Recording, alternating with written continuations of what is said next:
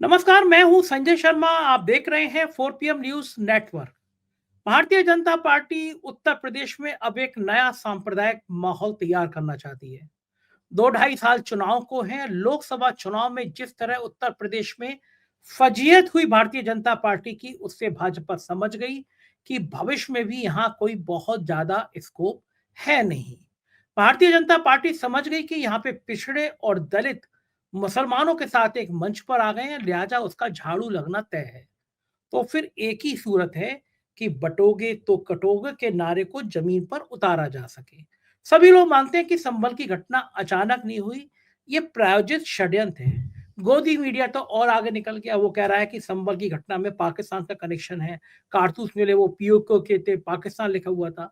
मैं समझ नहीं पाता कि फिर अगर पाकिस्तान के लोग संभल में एक्टिव हैं तो मोदी और शाह क्या कर रहे हैं। एक्चुअल में ये सारी गोदी मीडिया प्लान करता है आपके दिमाग में हिंदू मुसलमान का जहर बोने के लिए। बहुत शानदार पत्रकार हैं केपी मलिक जी। मैंने उनसे तमाम मुद्दों पर बात करी है। खास तौर से पूछा है कि चूंकि वो भी एक प्रमुख जाट पत्रकार तो है, लेकिन जाटों में बड़े लोकप्रिय हैं। तो मैंने उनसे पूछा कि ये कहावत है, उन्होंने ट्वीट भी किया कि टूटी हुई खाट और झुका हुआ जाट कभी अच्छा नहीं लगता। धनखड़ जी के मन में अचानक किसानों के लिए प्यार आया, उसका कारण क्या है? वो शानदार बातचीत है। मैं आपको सीधे ले चलता हूँ केपी मलिक के पास, इस अनुरोध के साथ कि चैनल को ज्वाइन करना और सब्सक्राइब करना ना भूलें। चलते हैं केपी मलिक के पास। 4 PM न्यूज नेटवर्क में बहुत बहुत स्वागत है केपी मलिक जी आपका। राजनीति बहुत गर्म है। राहुल गांधी संभल जा रहे हैं, किसान दिल्ली जा रहे हैं, अलग अलग मूवमेंट शुरू हो रहे हैं, देश में तेजी के साथ शुरू हो रहे हैं। इस बीच में एक छोटी सी खबर लेके बड़ी बन रही है। किसी टाइम में किसानों की तरफ आंख उठा के भी ना देखने वाले, बल्कि किसानों के मूवमेंट के खिलाफ रहने वाले जगदीप धनखड़ जी का, उपराष्ट्रपति जी का दिल एकदम हिलोरे मारने लगा किसानों की तरफ। कृषि मंत्री की मौजूदगी में कह रहे हैं कि एमएसपी मिलना चाहिए, इससे फायदा हो जाएगा, किसानों की बात सुनना चाहिए। अब लोग कह रहे हैं कि क्या ये सत्यपाल मलिक पार्ट 2 तैयार हो रहे हैं?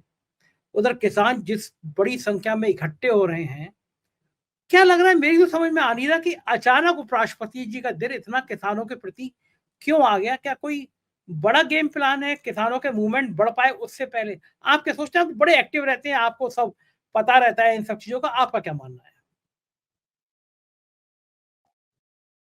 देखिए संजय जी, अगर हम देखें ये जो मूवमेंट किसानों का चल रहा है कई दिन से, ये नोएडा में पिछले कई महीनों से चल रहा है। अलग अलग अथॉरिटी पे किसानों ने धरने दिए हैं और किसान अपनी जायज मांगों की बात कर रहे हैं। वो एमएसपी नहीं मांग रहे, वो दूसरे 3 बिलों का विरोध नहीं कर रहे हैं जो नियमावली अथॉरिटी ने बनाई है, जो कोर्ट के आदेश हैं, वो उनको लागू करने की बात कर रहे हैं। देखिए संजय जी, हम जिन चीजों की बात करते थे कि उत्तर प्रदेश की कानून व्यवस्था, उत्तर प्रदेश का law and order Yogi ji के आने से बहुत बेहतर हो गया है, वो तस्वीर पलट गई है। अगर आने वाले समय में योगी जी को नुकसान होता है तो मेरा मानना यह है वो यही कानून व्यवस्था और यही लॉ एंड ऑर्डर ही उनको डुबोएगा, क्योंकि आज भ्रष्टाचार चरम पे है। अब आप बताइए कि किसान को अपनी फाइल में कुछ कराने के लिए दलालों के चक्कर काटने पड़ते हैं, और दलाल को अगर वो जमीन बेच दे या किसी बिल्डर को किसान अपने हिस्से की जमीन दे दे तो उसका काम तुरंत हो जाता है और किसान का काम होता नहीं है। और वही किसान जमीन अगर अपनी बिल्डर को दे तुरंत हो जाता है अगले दिन, क्योंकि वो पैसे चढ़ा देता है। और कोई एक किसान तो है नहीं है संजय जी के 10 किसान हो, 5 किसान हो परेशान हो। इतनी भारी तादाद में किसान परेशान है और वो परेशान होकर बार बार हर जगह धरना देके जब वो थक चुका तब उसने दिल्ली की तरफ कूच किया। आपने उसको समझा बुझा के यहाँ पे नोएडा के बॉर्डर पे रोक लिया और आपने कहा कि भाई ये यहाँ पे आप रुकिए, हम आपका समाधान करते हैं। और कल आप सोचिए, कल लाठीचार्ज हुआ और सैकड़ों किसानों को गिरफ्तार कर लिया गया। तो ये दोहरी रणनीति जो प्रशासन चला रहा है ये उग्र रूप ले चुका है। आपको मालूम है 13 महीने दिल्ली में आंदोलन चला और लगातार खनौरी बॉर्डर पे कई सालों से लगातार आंदोलन किसानों का चल रहा है। वो खनौरी बॉर्डर पर अभी भी किसान बैठे हैं, कई अनशन कर रहे हैं। अभी आज महापंचायत की घोषणा राकेश टिकैत ने कर दी, ये मामला बड़ा भी बन सकता है। तो सरकार चाहती क्या है? दूसरी चीज ये है कि आपने जो देखा, जिसका आपने जिक्र भी किया, जो भारतीय जनता पार्टी के नेता हैं, आज वो महामहिम उपराष्ट्रपति देश के हैं। और आपने याद किया होगा कि भाई 13 महीने दिल्ली में किसानों का आंदोलन चला, लगभग 750 किसानों का निधन हुआ, उसमें उनकी शहीदी हुई, तो एक शब्द इनके मुंह से नहीं फूटा। और बाद में आपको याद होगा कि जब एक किसी सांसद ने बाहर निकल के इनकी मिमिक्री कर दी थी, तो तुरंत इन्होंने बाहर मीडिया को कहा था कि देखिए, ये जाटों का अपमान है, ये किसानों का अपमान है, मैं किसान पुत्र हूं, मैं जाट हूं, इसलिए मेरा अपमान किया जा रहा है। मैंने उस दिन भी आपके चैनल पे भी कहा था, क्या इनका अपमान तब नहीं हुआ जब उन बहन बेटियों को जंतर मंतर पे पुलिस अपने बूटों से कुचल रही थी? क्या इनका अपमान तब नहीं हुआ जब वो 13 महीने किसान गर्मी सर्दी धूप में सड़ रहे थे और 750 किसान मर गए, इनके मुंह से चू नहीं निकली? तो आज इनको दर्द क्यों दिखाई दे रहा है? इसमें संजय जी क्या हुआ था कि इतवार के दिन यहाँ दिल्ली में रविवार को भारत मंडपम में एक बड़ा प्रोग्राम जाटों ने किया था। हमारे आदरणीय महेंद्र प्रताप जी की जो राजा थे मथुरा एरिया के, जिन्होंने अलीगढ़ यूनिवर्सिटी की बात जो लोग करते हैं, उनकी सारी जमीन उन्होंने दान की थी, इतने बड़े राजा और बहुत सुप्रसिद्ध किसानों के वो और जाटों के सम्मानीय नेता है महेंद्र जी। उनकी 130वीं जयंती थी, उसके समारोह में एक बुक लॉन्च हुई थी और वहां पे धनखड़ जी गए थे। तो धनखड़ जी को वहां कई लोगों ने पूछा कि आप समाज के नाम पे, भारतीय जनता पार्टी में प्रतिनिधित्व करने के नाम पे आप इतने बड़े पद पे बैठे हैं, क्या आप बता सकते हैं कि पिछले कुछ सालों में आपने किसानों के लिए या जाटों के लिए कुछ किया हो? और उसके बाद क्या होगा? आप परमानेंट तो इस पद पे नहीं बैठेंगे। तो इनको भी ये लगा, और अंदर से भी कुछ बात यह है कि प्रधानमंत्री मोदी और अमित शाह भी इनको उस तरह से डील नहीं कर रहे हैं जो 2024 से पहले कर रहे थे। तो अब मुझे लगता है कि इनके दिमाग में कुछ ऐसा आ गया है कि भाई अगर मुझे वापस बाद में समाज में जाना है तो कुछ समाज की बातें उठानी चाहिए। क्योंकि अगर हम यहाँ सतपाल मलिक की बात भी करें, तो कश्मीर के गवर्नर से पहले तो उन्होंने कभी किसान की बात करी नहीं, 20 साल वो भाजपा में रहे, लेकिन आज खूब मुखर होकर बोल रहे हैं। तो ये मुखर जो शुरू किया है कल से धनखड़ जी ने, तो हम आशा कर रहे हैं कि अब ये जो शुरू किया है इन्होंने, ये पीछे मुड़कर नहीं देखेंगे और मुखर होकर लगातार बोलेंगे, क्योंकि उपराष्ट्रपति पद से तो इनको कोई हटा नहीं सकता, तो कार्यकाल तो अपना पूरा करेंगे ये और मुखर होकर बोलेंगे, ऐसी हम उम्मीद कर रहे हैं, अगर इसमें कुछ रणनीति दूसरी नहीं है तो। हालांकि कई लोग ये भी संजय जी मुझे कह रहे हैं, उनके लगातार फोन भी आ रहे हैं कि कहीं इसमें कोई दूसरी रणनीति तो नहीं है, कि भाई वो ऐसा सोच रहे हो कि जो है भारतीय जनता पार्टी को सॉफ्ट करने के लिए, किसानों को सॉफ्ट करने के लिए थोड़ा इस तरह की पैतरेबाजी कर रहे हो। तो हम यहाँ पे ये कहते हैं कि जिस तरह की उनकी बॉडी लैंग्वेज थी, वो पैतरेबाजी वाली नहीं लग रही मुझे, वो अंदर से आवाज निकल रही थी कल वाली। तो मैं निश्चित तौर पे ये कह सकता हूं कि कल जो इन्होंने किया है, ये इस मामले को लेकर आगे बढ़ेंगे। और दूसरी बात यह है कि संजय जी आप देख रहे हैं कि किसान का जो हाल है, राहुल गांधी हो, दूसरे लोग हों, सब किसानों से मिलने की कोशिश कर रहे हैं या संभल जाने की कोशिश कर रहे हैं, और सरकार कह रही है, प्रशासन कह रहा है कि आप वहां नहीं जा सकते। राहुल गांधी ने कहा कि संभल नहीं जाने दे रहे तो मुझे किसानों से ही मिलने दो। बोले नहीं नहीं, आप किसानों से नहीं मिल सकते। किसान दिल्ली आना चाहता है, उसको दिल्ली से रोक रहे हैं। विपक्ष दिल्ली से यूपी जाना चाहता है, उसको यूपी से रोक रहे हैं। तो ये कहां कहां रोकोगे लोगों को आप? महाराष्ट्र के एक गांव में लोग वोटिंग करना चाहते हैं अपने चेक करने के लिए बैलेट पेपर पे, आप उसको रोक रहे हैं, वहां कर्फ्यू लगा दे रहे हैं। आप क्यों रोक रहे हैं लोगों को? आपको डर किस चीज का है? तो ये जो डर है इनका, ये डर है कहीं ना कहीं दिख रहा है, इसीलिए ये परेशान है, मुझे ऐसा लग रहा है जी। बिल्कुल ठीक कह रहे हैं कि डर सामने नजर आ भी रहा है तभी परेशान है, लेकिन एक बड़ा सवाल ये होता है कि किसानों का इतना बड़ा मूवमेंट होता है, लेकिन गोदी मीडिया के चैनल पे कुछ दिखता ही नहीं है। सुधीर चौधरी जी ब्लैक एंड व्हाइट लेकर आज तक पे 3 दिन से शोध कर रहे हैं। इस मस्जिद के नीचे मंदिर था, इस मस्जिद के नीचे मंदिर था, इस मस्जिद के पड़ोस में मंदिर था। यानी पूरे चैनल गोदी मीडिया के दिन भर मस्जिद के नीचे मंदिर, मस्जिद के पड़ोस में मंदिर, क्या मस्जिद, इस पे तो घंटों-घंटों प्रोग्राम दे रहा है। लेकिन किसान परेशान हैं, ठंड में सड़क पे हैं, रात गुजार रहे हैं, इस पे चर्चा नहीं होती। देश का ये जहरीला चैनल जो दिन भर हिंदू मुसलमान की राजनीति करने लगा है, कि समाज को और बांटना चाहता है केपी मलिक जी। जो नारा है ना कि बटोगे तो कटोगे और बांट दो काट दो, ये जो बीजेपी के नारे हैं, ये चैनल इससे भी सुरताल बजाते हुए आगे निकल जा रहे हैं। मतलब भड़काऊ थंबनेल होते हैं, 2 समुदाय के बीच में तनाव पैदा करने वाले थंबनेल होते हैं। क्या लगता है आपको, ये रुकेगा या और बढ़ेगा? देखिए संजय जी, अगर आप चैनल की बात करते हैं, मोदी मीडिया की बात करते हैं, तो ये आपको भी मालूम है, मुझे भी मालूम है। इस पे बात करना मुझे लगता है बेईमानी है। ये सब जानते हैं कि सब बिके हुए हैं और यही नतीजा है कि हम और आप बैठ के यहाँ डिस्कस कर रहे हैं, लाखों लोग देख रहे हैं। अगर चैनल अच्छे से काम कर रहे होते, तो शायद हमारी और आपकी ज़रूरत ही नहीं पड़ती। अगर चैनल अच्छे से काम नहीं कर रहे हैं, अपनी ज़िम्मेदारी नहीं निभा रहे हैं, वो जो सरकार के मुखपत्र बने हुए हैं, सरकार के मुख वीडियो बने हुए हैं, तो वो जो सरकार चाहती है वही बोल रहे हैं, वही दिखा रहे हैं, तो ये जनता समझ चुकी है। और देखिए धीरे-धीरे जनता एक्टिव हो रही है।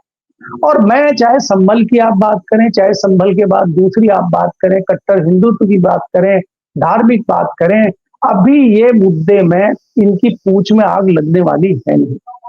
मैं आपको ये बता चुका हूँ कि अभी खाली मुस्लिम ही नहीं, हिंदू भी ऐसा हो गया है कि जैसे मैंने आपको कई बार एग्जाम्पल देता हूँ कि किसी बीमार व्यक्ति को एम्स में लेके आते, जब सब जगह से फेल हो जाते हैं और उसको इंजेक्शन मारते, उसमें हलचल नहीं होती। तो ये जो हिंदू मुस्लिम वाला मुद्दा है, ये इतना आगे बढ़ चुका है कि अब इसमें कोई हलचल दिखाई दे नहीं रही और लोग भी समझ गए कि भारतीय जनता पार्टी अपने हितों को साधने के लिए हिंदू मुस्लिम मुद्दे पे आगे पटक जाती है। 8 साल उत्तर प्रदेश में हो गए और 10 साल से अधिक आपको सेंटर में हो गए हैं। आप अपनी योजनाओं पे चुनाव नहीं जीत रहे हैं, आप हिंदू मुस्लिम की बात करते हैं। अगर आपने 8 साल में बहुत अच्छे अच्छे काम उत्तर प्रदेश में किए हैं, तो आपको क्या जरूरत है संभल की बात करने की? आपको क्या जरूरत है 2013 मुजफ्फरनगर करने की? आपको हिंदू मुस्लिम करने की क्या जरूरत है? आप जातिवाद के हिसाब से टिकट बांट रहे हैं, आपको क्यों बांटने पड़ रहे हैं जातिवाद के? क्योंकि आपको अपने विकास कार्यों पर विश्वास ही नहीं है, क्योंकि आपने किए ही नहीं है। आपने खाली सगू पे छोड़े हैं, हवाबाजी करी है। तो आप जो भी योजनाएं चला रहे हैं, जो भी सरकार की चीजें हो रही हैं, वो जनता को दिख नहीं रही है। और दूसरा संजय जी, अगर आप धार्मिक बात ही करते हैं, आप बनारस और मथुरा को, सॉरी, इला उसको, अयोध्या को मेरे से अच्छे तरीके से जानते हैं और जनता ने रिजल्ट दे दिया है वहां पे। अयोध्या का रिजल्ट आपके सामने है और बनारस का भी जो रिजल्ट आपको दिख रहा है या बनारस में जो परिस्थितियां दिख रही हैं, वो कुछ और हैं। प्रधानमंत्री जो रिकॉर्ड वोटों से जीतते थे, वो जीते नहीं है, तो शायद जिताए गए हैं। वहां पे भी स्थिति बहुत अच्छी नहीं है। तो जनता नहीं चाहती है कि इनके अब शगुफे में फंसना। जनता चाहती है रोजी रोजगार, जनता चाहती है शिक्षा, जनता चाहती है स्वास्थ्य, और ये सरकार इन सब चीजों को देने में नाकाम रही है। इसलिए ये सरकार जो है अब बैकफुट पे खड़ी हुई है। आज देखिए कि सरकार कितने मुद्दों पे घिरी हुई है। आज महाराष्ट्र में सरकार घिरी हुई है पूर्ण बहुमत होने के बाद। आप वहां पे अपना सीएम अभी तक नहीं बना पाए। अब कल बनेगा, सही सलामत बनेगा, कब तक चलेगा, इस पे संशय है। दूसरा, उत्तर प्रदेश में आप देख लीजिए कि किसान आपके दरवाजे पे खड़ा हुआ है, सिरदर्दी आपको कर रहा है, संभल का केस आपको चल रहा है, अडानी की तलवार आपके सिर पे लटकी हुई है। तो कौन कौन सी तलवार से बचोगे? संविधान को लेके जब तक विपक्ष सड़क पे नहीं उतरेगा, जब तक हम और आप सड़क पे नहीं उतरेंगे, तब तक कुछ होने वाला नहीं है, ये भी लोग सोच रहे हैं। और जनता सड़कों पे आनी शुरू हो गई है विभिन्न मुद्दों को लेकर। अब ये जनता संविधान बचाएगी, अब जनता खड़ी होगी, क्योंकि विपक्ष भी कहीं ना कहीं क्या करता है, संविधान तब तक बचाता है जब तक इलेक्शन होता है। इलेक्शन हुआ, उनका विधायक जीता या हारा, संविधान बच गया, वो अपने घर चले गए, बात खत्म हो गई। लेकिन ये लड़ाई जनता को लड़नी पड़ेगी। और मैं लगातार चैनलों पे ये कहता हूं कि ये लड़ाई जयप्रकाश जी के अंदाज में लड़नी पड़ेगी, सड़कों पर उतर के। क्योंकि जयप्रकाश जी की नीयत ये नहीं थी कि मुझे चुनाव जीतना है, मुझे नेता बनना है, मुझे प्रधानमंत्री बनना है, मुझे फाइनेंस मिनिस्टर बनना है। उनको संविधान को बचाना था और उन्होंने बचाने का काम किया। कोई भी मंत्री बने, कोई भी प्रधानमंत्री बने। तो ऐसे लोग अब सड़कों पे आ रहे हैं जिनको कोई मंत्री, संतरी, प्रधानमंत्री नहीं बनना है, उनको वास्तव में संविधान बचाना है, क्योंकि संविधान पे खतरा है। सारी सरकार, सारी भाजपा अडानी को बचाने में लगी हुई है। क्यों नहीं आप जांच कराते? जब इतने सारे आरोप हैं, क्यों नहीं आप कोई एक्शन लेते? तो कहीं ना कहीं दाल में काला है, इसलिए सरकार उसको बचाव कर रही है। जी, बिल्कुल ठीक कह रहे हैं आप कि कहीं न कहीं अडानी के मामले में भी सरकार इसलिए बचाव कर रही है क्योंकि खुद के भी दामन पे छींटे पड़ने की उम्मीद है। महाराष्ट्र के एक गाँव में एक नया फैसला आया कि साहब हमारे गाँव में इतने वोट पड़ ही नहीं सकते थे बीजेपी के, दोबारा वोट डाल के देख लेते हैं। अपना ही बूथ बना लिया, अपना ही बैलेट बॉक्स बना लिया। सरकार कर देनी थी, कोई उनके चुनाव जीतने से वोट तो चेंज हो नहीं जाते। हमारे तमाम मॉक ड्रिल होती है, लेकिन साहब डर गई सरकार, कर्फ्यू लगा दिया। अंग्रेजों को टाइम में जैसे एक पर्चा छापने से क्रांति हो जाती थी, लेकिन ये जितना डराया सरकार ने, जितनी डरी सरकार, क्या लगता है केपी मलिक जी की पूरे देश में एक संदेश नहीं चला गया? अगर अब महाराष्ट्र के चुनाव जिस तरह अप्रत्याशित आए, मैं तो खुद वहाँ पे 15 दिन था महाराष्ट्र में, मुंबई में मेरे साथ-साथ रिपोर्टर वहाँ पे थे। हमने घूम के देखा, मैं स्वीकार कर रहा हूँ कि बिल्कुल नहीं हो सकता ये, मतलब मैं इतनी ऐद नहीं हो सकता कि हमारे 60 सीटें अलग-अलग जा रही हों, सबको ये मानना हो कि लोग नाराज़ हो और उसमें वोट अलग आ जाए। लेकिन जब महाराष्ट्र के गाँव में हुआ, अगर ये गाँव-गाँव में होने लगा और गाँव-गाँव में संदेश फैल गया कि बेईमानी हो रही है, तो चुनाव आयोग क्या बचा पाएगा अपने आप को? क्योंकि देश में क्रांतियाँ और दुनिया में क्रांतियाँ बहुत हुई हैं। क्या हम एक खतरनाक क्रांति की तरफ बढ़ रहे हैं? संजय जी, ये आपको महाराष्ट्र चलने से पहले एक बार आपको हरियाणा चलना पड़ेगा। हरियाणा में भी कई जगह इस तरह की चीजें हुई हैं और कई सारे जो विपक्षी उम्मीदवार हैं उन्होंने चंडीगढ़ और पंजाब हाई कोर्ट में रिट दायर की है, उनकी रिट स्वीकार हो गई है, उसमें फैसला आना है। उसको बूथ की वीडियो, बूथ की जो एक्टिविटीज है, मशीनें हैं, सारी वहां दिखानी है। उसमें दूध का दूध, पानी का पानी हो जाएगा और इलेक्शन कमीशन कुछ नहीं कर पाएगा। ये चीजें शुरू हुई हैं अभी वहां पे। दूसरी अगर आप बात करते हैं महाराष्ट्र की, जिस तरह से उस गांव का उदाहरण आप दे रहे हैं, उस गांव ने यही कहा कि भाई हमारे गांव में जितने वोट हैं और हमने तो कांग्रेस को दिया है और कांग्रेस के वोट यहाँ निकले नहीं इतने, तो वोट कहाँ गए? क्योंकि आप भी जानते हैं गांव से, मैं भी एक गांव से हूं, तो मुझे पता है कि कौन कौन से घर भाजपा के, कौन कौन से घर समाजवादी के, कौन कौन से घर आरएलडी के, कौन कौन से घर कांग्रेस के, सबको सब पता है। तो एक रफली आइडिया आपको मिल जाता है कि कितने वोट किसको जाने चाहिए। और अगर वो यहाँ पे क्या हो रहा है कि दाल में काला कुछ हो सकता है, लेकिन यहाँ तो दाल ही पूरी काली है। अरे आटे में नमक तो आप कर सकते हो, लेकिन नमक में आटा थोड़ी डालोगे। तो इन्होंने क्या किया कि उल्टा कर दिया इन्होंने। जैसे कई लोग आटे में नमक मिलाते थे, इन्होंने नमक में ही आटा मिला दिया। नमक की बोरी है, उसमें एक चुटकी जो है आटा डाल दिया और कह दिया खाओ। तो ये नहीं खाया जाएगा, इसको आप निगल नहीं सकते, इसको हजम नहीं कर सकते आप, तो ये बाहर आएगा। तो वही महाराष्ट्र में आप चीजें देख रहे हैं। महाराष्ट्र में धीरे धीरे जो चीजें पक रही हैं, वही मैं कह रहा हूं जन आंदोलन का रूप लेंगी और लोगों को सड़कों पे उतरना ही पड़ेगा। इसमें कोई बड़े नेता राहुल गांधी सड़क पे आए ना आए, वो अपना काम करे जो करना है। ये लड़ाई किसी पक्ष विपक्ष या खाली सियासी दलों की नहीं रह गई, अब ये लड़ाई जनता की लड़ाई बन चुकी है। ये विद्वानों की लड़ाई बन चुकी है, पत्रकारों की, वकीलों की, प्रोफेशनल लोगों की लड़ाई बन चुकी है। अब आज मैं जो यहाँ दिल्ली प्रेस क्लब में बैठा हूँ, अभी बाहर वकीलों की प्रेस कॉन्फ्रेंस चल रही है, किसानों की एक 3 press conference at a time press club में चल रही है और धरने चल रहे हैं, वकील विरोध कर रहे हैं। अब आप बताइए, जो संभल का मामला हुआ है, चंद्रचूड़ जी फैसला देके चले गए कि आप किसी भी मस्जिद का, किसी भी मंदिर का आप सर्वे करा सकते हैं, बताइए। अब वो सर्वे शुरू हो गए। अब आप ये देखिए कि आज तो हिंदू पक्ष की तरफ से मस्जिद के सर्वे कराने की याचिकाएं आ रही हैं। कल को अगर सरकार बदलेगी तो दूसरी याचिकाएं शुरू आ जाएंगी कि जी ये जो मंदिर है बनारस में, हमें शक है यहाँ पे कि सर्वे कराए जाए। फिर क्या होगा? और मुस्लिम पक्ष कह देगा हमारी मस्जिद है और यहाँ पे इसके नीचे मस्जिद है, मंदिर की सर्वे कराइए। तो ये क्या आपने एक नया खेला शुरू कर दिया है? आप क्या चाहते हैं? देश को कहां ले जा रहे हैं आप? तो ये जो चीजें शुरू हो रही हैं कि आप जो जनता के साथ खिलवाड़ कर रहे हैं, जनता को भटका दीजिए, जनता को बहला फुसला दीजिए, जनता को ऐसे मुद्दों में लगा दीजिए ताकि वो मेन मुद्दे से भटक जाए। अब दुर्भाग्य देखिए, आप पार्लियामेंट चल रही है, आज 7वां दिन है, कल थोड़ी सी चली थी, आज थोड़ी सी चल रही है, मजाक बना के आपने रखा हुआ है। लोगों का इनकम टैक्स का पैसा खर्च होता है, कितना पैसा पार्लियामेंट में लगता है, ये खाली हाजिरी लगा के आ जाते हैं, इनको अपने भत्ते और सब सामान बढ़िया मिलता है, मजे कर रहे हैं और आम जनता परेशान है। आप ये देखिए, मैं आपको बताऊं संजय जी, मैंने कल वो हमारी माँ बाजरा डालती है ऊपर कबूतर को, हम सामान लेने गए तो मेरी माँ ने कहा बाजरा भी ले लो। मैंने बाजरा का आधा किलो का पैकेट लिया, उस पर पता है आपको क्या प्रिंट था? मैंने जब रेट देखा, उस पर 99 रुपए का आधा किलो बाजरा है। और किसान का बाजरा क्या भाव मिल रहा है गांव में? उसका 20 रुपए का एमएसपी नहीं आता है। 20 रुपए का आप किसान से ले रहे हो और यहाँ 200 रुपए किलो बेच रहे हो। तो उपभोक्ता भी लूटा जा रहा है और किसान भी लूटा जा रहा है। ये पैसा जा कहाँ रहा है? ये पैसा कहाँ जा रहा है? तो ये ज्यादा दिन तक इस तरह की परिस्थितियां नहीं चलेंगी, ज्यादा दिन तक ये इस तरह की चोरी हेराफेरी नहीं चलेगी, जनता सड़कों पे उतरेगी, इनको उसका जवाब देगी। ये धीरे धीरे सिचुएशन बन रही है देश में। जी, लेकिन मलिक साहब, कभी-कभी सपने टूट जाते हैं। चंद्रचूड़ साहब आए तो देश को एक उम्मीद थी कि बहुत लंबे समय के बाद एक ऐसा सुप्रीम कोर्ट का जस्टिस आया है जो ईमानदारी की बात करेगा। कुछ इलेक्टोरल बॉन्ड के इस तरह के फैसले भी दिए, लोगों में भरोसा जगा। लेकिन रिटायरमेंट से कुछ समय पहले तक प्रधानमंत्री जी आते हैं, वो उनके संग खड़े इशारती कर रहे होते हैं। जाहिर है वो फोटो बिना उनकी मर्जी के नहीं खींचे गए होंगे, खींच भी लिए होंगे तो वायरल नहीं किए जा सकते थे। यानी प्रधानमंत्री और चंद्रचूड़ दोनों वो फोटो वायरल करना चाहते थे, ताकत दिखाना चाहते थे अपनी, और फिर वो केवल गायब हो गए। इलेक्टोरल बॉन्ड में जो पैसा लिया गया था वो वापस नहीं किया गया, जमाया नहीं कराया गया। चंडीगढ़ में चुनाव की जो बेईमानी कर रहा था, बड़ी-बड़ी कड़ी-कड़ी टिप्पणी करी चंद्रचूड़ साहब ने, लेकिन हकीकत में उसके खिलाफ कोई कार्रवाई नहीं हुई। और संभल वाला आपने उदाहरण दिया कि एक पूरे देश में एक विवाद खड़ा कर दिया कि जो हमारा पुराना एक्ट था उसको रद्द कर दिया, कि आप कहीं पे भी सर्वे करा लीजिए। पूरे देश में पूरी दुनिया तरक्की कर रही है।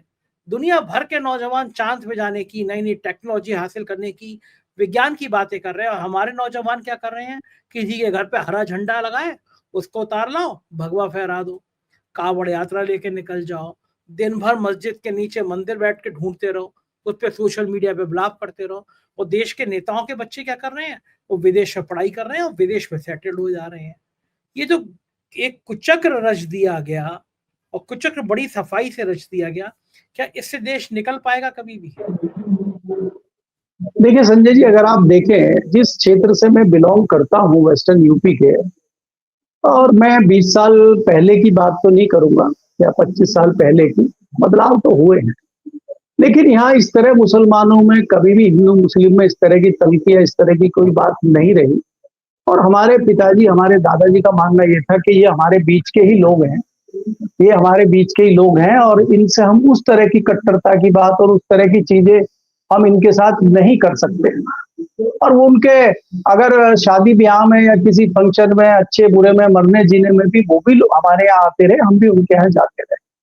लेकिन ये पिछले दिनों दूसरे सियासी दलों ने, खासकर भारतीय जनता पार्टी ने, ऐसी एक बीच की आग लगाई, ऐसी फूट डालने की बात करी कि जिससे अपना सियासी फायदा उठाने के लिए इन लोगों को अलग अलग कर दिया। और वो आग इतनी लग चुकी है, अब जो तीसरी या चौथी पीढ़ी चल रही, जो हमारे बच्चे आ रहे हैं, वो कह रहे हैं मुसलमानों से बड़ा खतरा है।